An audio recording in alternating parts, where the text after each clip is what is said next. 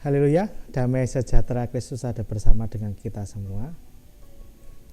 Hari Rabu saya akan membagikan pokok-pokok doa untuk gereja teraniaya dari World Watch List 2021 di urutan nomor 4 dan nomor 5, kelanjutan dari minggu kemarin. Oh ya, kalau di hari Rabu saya akan membagikan dari World Watch List sementara ini sampai dengan 50 negara selesai ya.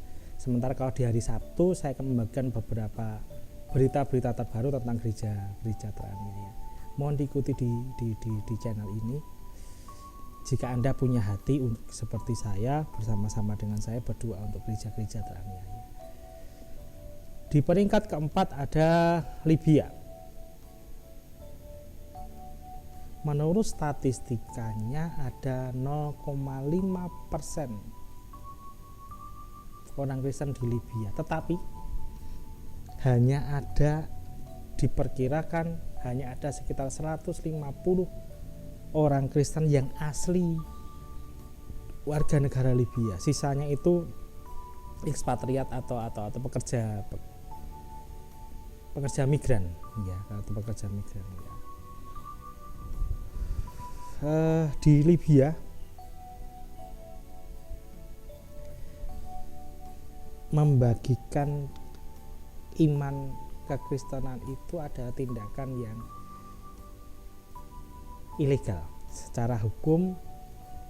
Siapapun termasuk ekspatriat, termasuk pekerja migran yang bukan warga asli Libya, kalau sampai membagikan iman mereka baik dalam bentuk literatur atau bersaksi atau apapun, itu bisa kena hukuman, bisa kena tuntutan hukum, karena di sana itu hal yang ilegal, apalagi bagi orang Kristen yang warga negara Libya asli ini. Kalau mereka jadi orang Kristen ya rentan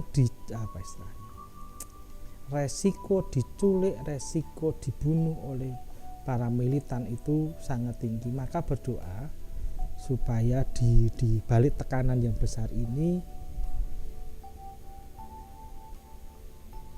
ada keberanian lebih untuk membagikan iman mereka.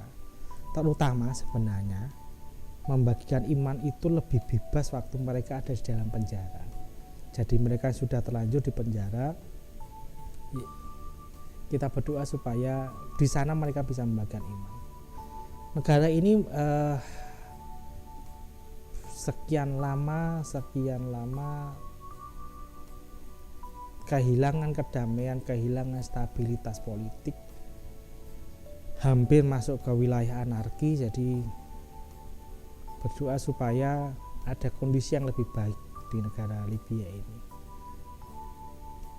Mengucap syukur untuk beberapa petobat baru yang sudah dibaptis dan bergabung dengan gereja-gereja lokal, supaya mereka memahami bahwa ada harga dari iman yang mereka pilih. Peringkat kelima, Pakistan. Secara internasional ini ya Pakistan ya, benar Pakistan ya, Pakistan. Ada 1,9% dari total populasinya yang mengaku sebagai orang Kristen, mengaku. Karena ada banyak orang yang menutupi di Pakistan, terpaksa harus menutupi iman kekristenan mereka ya. Pakistan secara internasional, secara global, secara umum dikenal sebagai negara dengan blasphemy law. Blasphemy law itu kalau di Indonesia pasal penistaan agama itu ya, yang menjerat banyak orang secara tidak adil sebenarnya.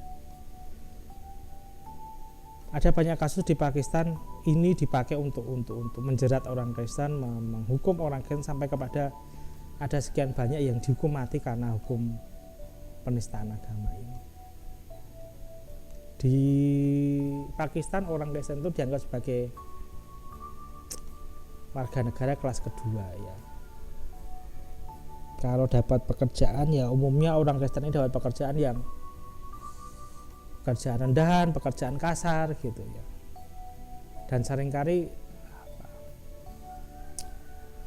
jadi buruh-buruh yang berupa sangat-sangat rendah.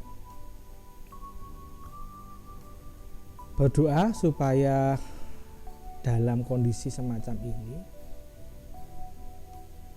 di mana banyak orang Kristen dihukum karena dianggap menista agama, dan terbukti bahwa mereka semakin berani membagikan imannya, bahkan dengan ancaman semacam itu. Berdoa supaya mereka dikuatkan. Berdoa untuk gereja-gereja di Pakistan, terutama mendekati hari-hari raya Kristen.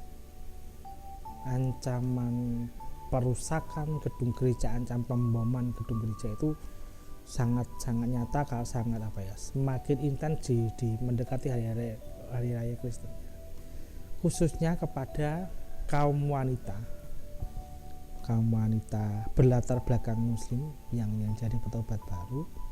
Tuhan beri perlindungan, karena kalau sampai mereka diculik, mereka akan dipaksa menikah dan mereka dipaksa menjadi meninggalkan kekristenan. Dua negara ini ya di posisi peringkat 4 dan 5, Libya dan Pakistan. Kita berdoa untuk orang-orang Kristen di sana dan gereja di sana. Masih di masa pandemi, Bapak Ibu Saudara-saudara, ingat memakai masker, menjaga jarak, sering mencuci tangan dengan sabun, menghindari kerumunan, membatasi mobilitas kita, kemudian kalau dalam ruangan ya ingat ventilasi, durasi dan jaraknya. Tuhan Yesus memberkati kita semua.